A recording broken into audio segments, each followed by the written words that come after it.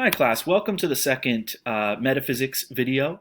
We are following up on the philosophy of George Berkeley, who propounded the theory of metaphysical idealism. And now we're looking at the metaphysics and the epistemology of John Locke. You will remember John Locke from our ethics unit. Locke is most famous for his natural rights theory. Locke's labor theory of property and his Lockean proviso and his natural rights theory truly influenced the founding fathers, thinkers like Jefferson and Madison, in some really important ways. Locke is really the progenitor of natural rights theory, and did some influential work in his second treatise on government, when it came to how a government that respects natural rights should or would look. But what we're going to be concerned with in this video is John Locke's metaphysics and his epistemology. Locke was a 17th century thinker for the most part. He actually does his work before Berkeley, so Berkeley is reacting to Locke in a lot of ways. A couple of things to keep in mind with respect to Locke, to give you some context. Remember that Locke is not only famous for his two treatises on government, but also for his essay concerning human understanding, and also his letter on toleration. And I would say that Locke's ideas, Locke's works faithfully embody the spirit of the revolution of 1688 in England, which is partly why most of his works appear within a few years of 1688. Locke is an empiricist, meaning he believes in the doctrine, and here I'm quoting Bertrand Russell, a great 20th century philosopher.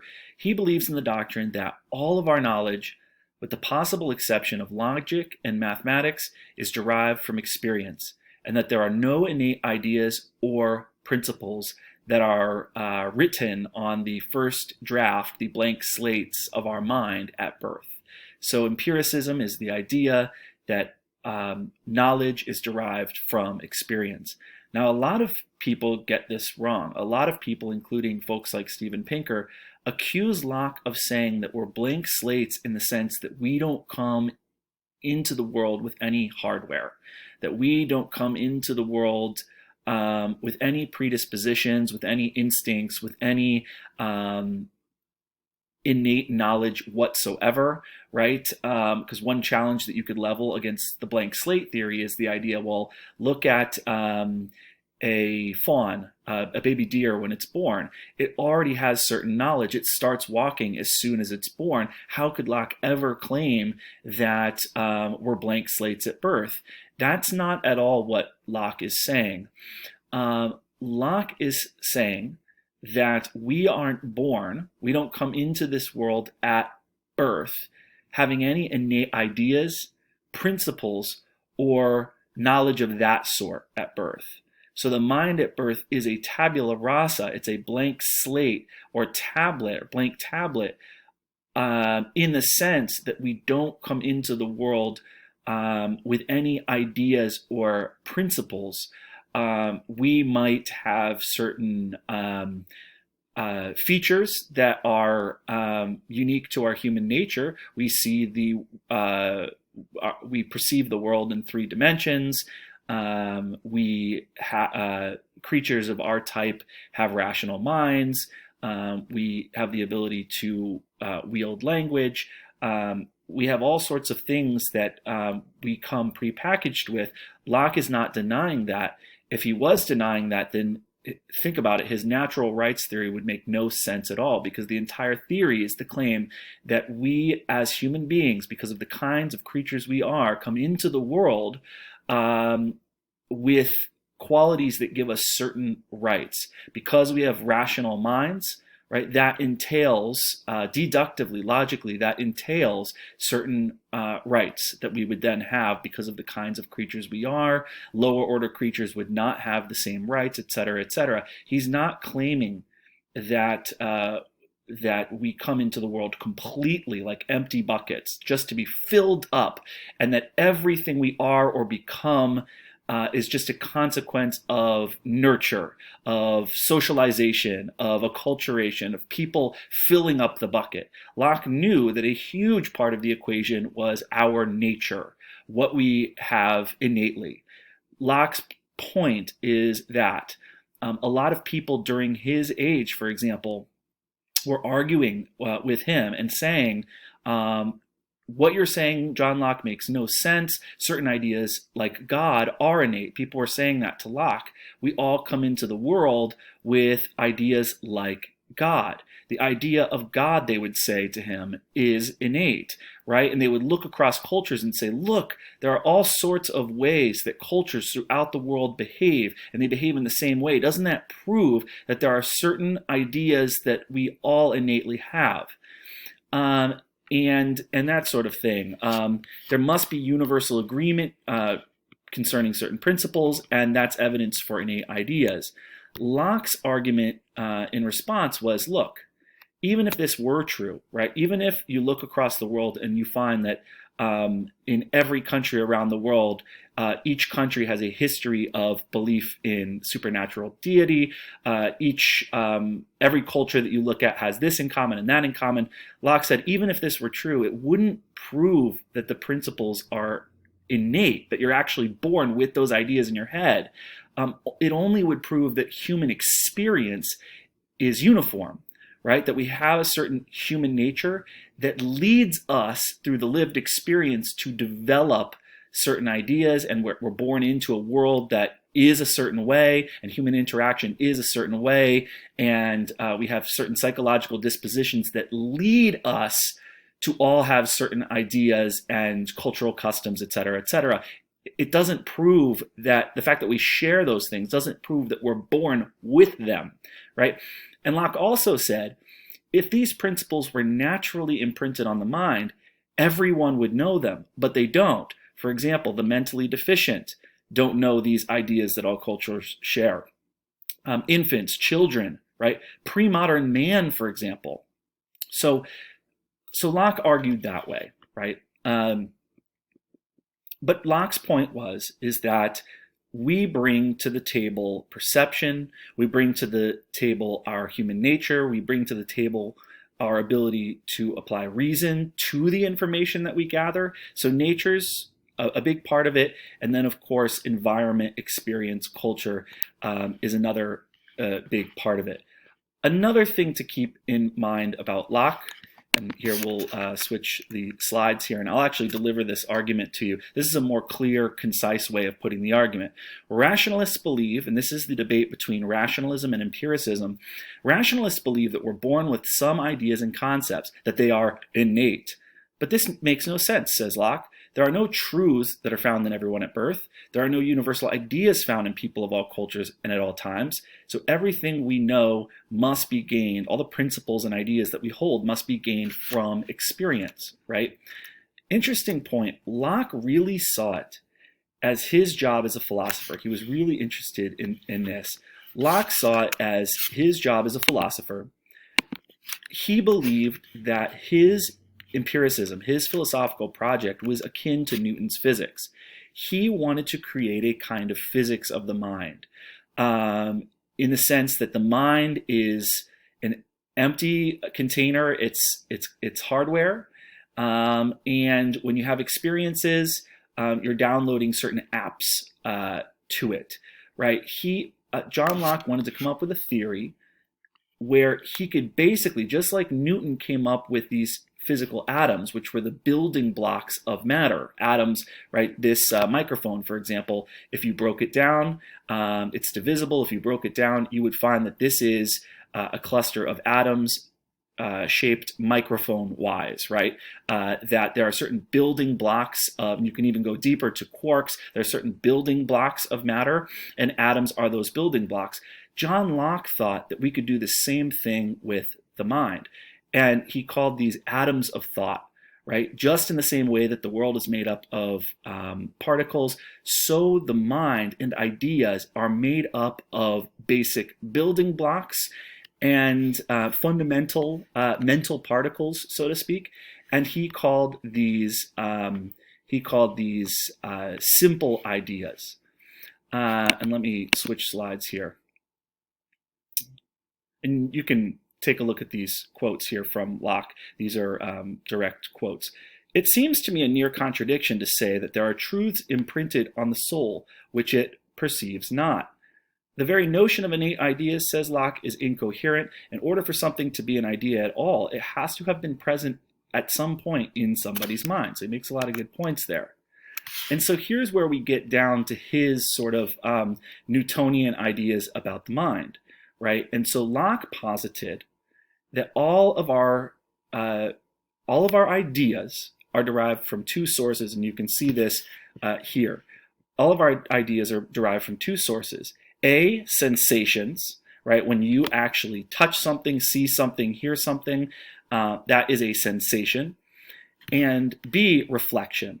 So that would be perceptions of the operation of our own mind, which David Hume actually called this reflection. Locke called this internal sense. So there's a kind of mental sense, thinking about thinking, so that we call that now a trendy term for it is metacognition, right? Let's say you touch a stove and it's hot and it burns your hand. You have a simple sensation, and then the reflection of that is being aware of the fact that you just got your hand burned.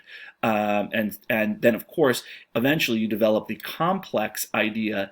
Eventually you make abstractions such that you realize that this is something that will continue to happen if you keep touching the hot stove, and you learn, you use your reasoning mind to learn that you shouldn't touch a hot stove. So again, Locke believed that complex ideas, right? Ideas like a book, or even more complex ideas like democracy, for example, right? These are built up of simple ideas. So simple ideas and perceptions are the building blocks of more complex ones, and that was his theory of knowledge. So as these simple ideas combine, they become more complex.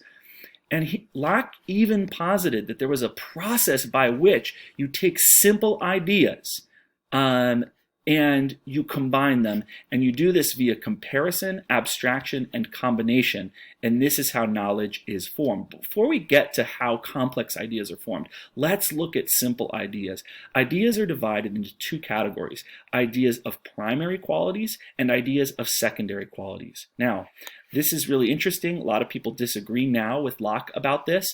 Berkeley even disagreed with Locke. So what we're talking about here are the simple building blocks of thought, right? The simple ideas that form to produce complex thoughts. So these are divided into two categories: ideas of primary qualities. These are ideas that these are things that inhere in the objects themselves. So an object's shape, its size, its divisibility, its motion, its solidity, its number, etc. Those are things that cannot be separated from the matter, and they're present in the object regardless of whether a person sees them or not. Those are primary qualities. And you can detect that, right? You can sense. This is why he calls them ideas. I want to point out really quickly, when Locke says ideas, he's using a term that we are not used to. We think of ideas as ideas in our minds. He even refers to perceptions and sensations as ideas. So when Locke says simple ideas, what he means is perceptions and sensations and that sort of thing. Your sort of instant sense of something, right? And so his point is, look, there are simple ideas that you can have, like the shape of something, the size of something, the motion of something, something's divisibility, its solidity, its number. Those things are actually in the objects themselves, and he calls those primary qualities. So ideas are broken down into primary and secondary qualities. Those are primary qualities. Secondary qualities are actually separate from the matter itself, And, quote, in truth are nothing in the objects themselves but powers to produce various sensations in us by their primary qualities. So things like color, taste, sound, coldness, lightness, heat, that sort of thing. And a lot of people disagree with Locke on this, for example. So, for example, Berkeley pointed out that he was an idealist, not an empiricist, because he believed that the same thing that applies to secondary objects, that they're dependent on us, right? The color of an object. So for example, how color works. When light hits an object, say the object is a banana, the object absorbs some of the light and reflects the rest of it. And of course, which wavelengths are reflected or absorbed depends on the properties in the object itself. So take a banana, for example. With a banana, certain wavelengths bounce back because of the way the object is constituted, the way it's composed. And these are the wavelengths of yellow light. So when you look at a banana, the wavelengths of reflected light determine what color you actually see. The light waves reflect off the banana's peel and hit the cones at the light sensitive part of your retina at the back of your eye, and this of course is delivered to your brain as sense data, right, to the visual cortex of the brain, which processes information and returns gives you the color yellow, right? And that's why you experience the banana as yellow. Locke's point is this is a function of how your mind interacts with the object as a thing in itself. You'll remember that term from last lecture. The banana isn't yellow. It's yellow because of your interaction with it. And so that's something you actually bring to it. That's why he called something like color a secondary quality. Berkeley's point is, if you really think about it, that also applies to a thing's shape, its size, its motion, its solidity, its number, etc. If this were a more advanced metaphysics class, we could spend an entire semester going through this. I know it's really interesting, but I just want to now get to some of Locke's ideas. And here's an image of this, right? And so this is the difference between primary and secondary qualities, okay? And so the idea is, okay, and what Locke said was, once the mind has acquired a collection of simple ideas, right, it can process them by uniting them into various combinations and repeating them or comparing them. Here's some more images for that, right? Primary qualities, you can see this chart here. Secondary qualities, does it smell, taste, and look like that way? Yes. Well, that's perception. That's a secondary quality. Fine. Now let's talk about complex ideas, which obviously are just like objects like this table that I'm hitting my hand against. This table is made up of atoms. The simple building blocks of this table are atoms. Just like that is the case with physical stuff, Locke believed that the simple building blocks of complex ideas were simple ideas. So where do complex ideas come from? Where do we get ideas of unified objects such as books and elephants? So Locke said, while the mind cannot originate ideas, it can process those simple ideas into more complex ideas through compounding, through comparison, and through abstraction. Because your next question probably is, well, how does the mind take simple ideas, right, the sort of raw flow of experience, how do we organize those simple sensations we have into complex ideas? Things like a horse, beauty, gratitude, an army, the universe, democracy, these really complex abstract things. Locke kind of explains how that works. So Locke says, take your complex idea of an apple. The idea of an apple is the combination of simpler ideas of red, round, sweet, how big the apple is, etc. Right? So we eventually put those things together and we come up with the abstraction of the apple. So eventually, when we've encountered through our perception enough apples, right, and we have simple sensations, we realize that every single apple is going to be to some degree or another round, right? It's not completely round, but it's got this sort of bumpy, lumpy oblong spherical-esque shape, right? Don't know how to describe it, but we notice that all apples have a kind of shape. We notice that after we've experienced 1, 2, 3, 4, 5, 6, 7, 8, 9, 10 apples, there's a stem coming out of almost all of them, right? They are shiny. They all pretty much feel the same. We bite into them. There's something that all apples taste like. When you bite into it, most apples have a similar texture.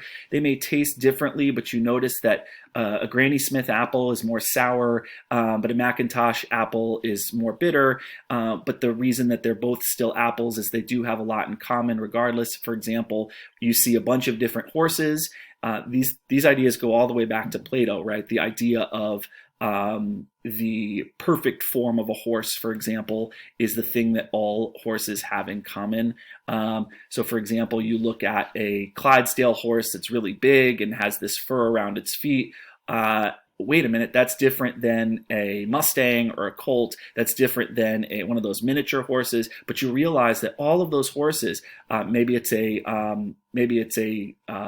horse that's piebald, meaning it's spotted, or maybe it's a black horse or a white horse or a brown horse.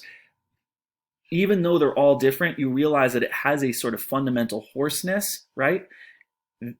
Locke's kind of going back to the ideas of Plato here and saying that when we have enough sensations, we're able to make abstractions about the things that we're seeing and perceiving. And the way that you do that, according to Locke, is through 3 different ways. The way that you form complex ideas and abstractions, things from horses to books to the United States of America to the McDonald's Corporation to democracy, really abstract things, is that you take simple sensations and you do these things.